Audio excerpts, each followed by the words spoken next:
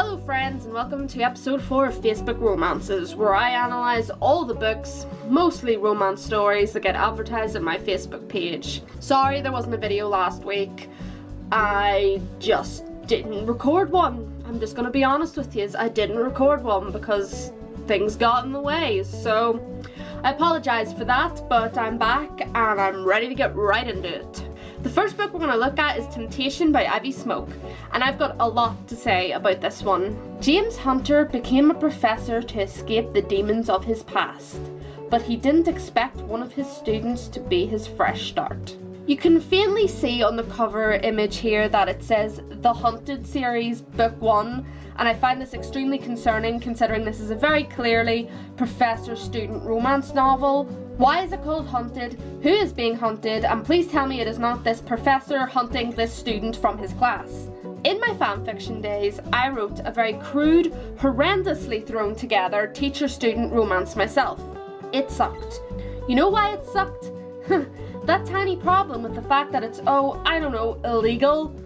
Factors such as the course being ungraded and the age of the student in question can come into play on whether this really is illegal or not, but let's face it, the reason there's these sorts of relationships in these books and the reasons that they are so idolised and popular amongst readers is because of the so-called tension and excitement that comes from the dangerous aspect of the illegality of it all.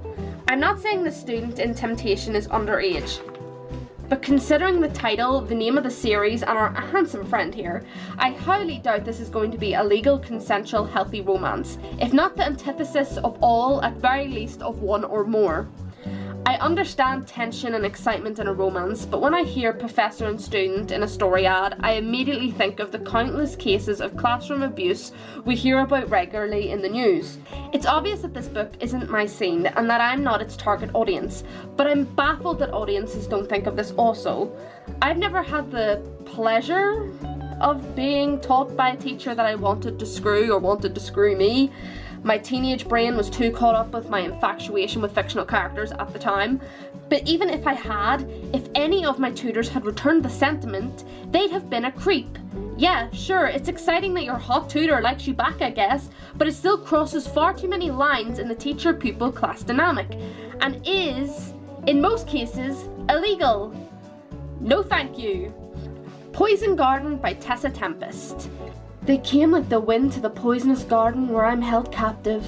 4 savage Viking warriors, unstuck from their place and time. Strangers, but their rugged, beautiful faces have haunted my dreams for as long as I can remember.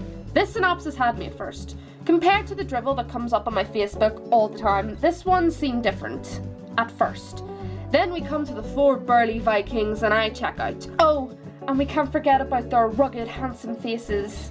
This girl in this ad is like some sort of horrendous knockoff of a character from Vikings too. I wouldn't be surprised if the aesthetic was heavily taken from the show, to be completely honest. At least Vikings looks interesting. Comparing this girl in the ad to the girl on the cover, it's pretty clear that some sort of marketing ploy was going on here to trick Vikings fans into reading this book. Tactless.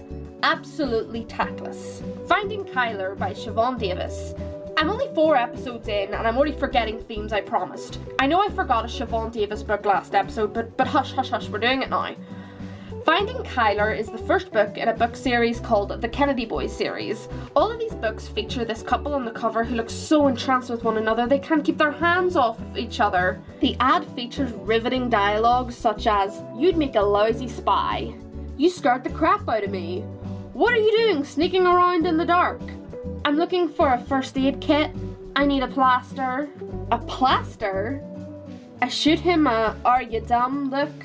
"For my foot. I hurt it on the way home." "You mean a band-aid?" Whatever, we call them plasters. My good God, that was a painful conversation. Something tells me it wasn't this snippet that attracted Siobhan's audience, and it has more to do with this guy.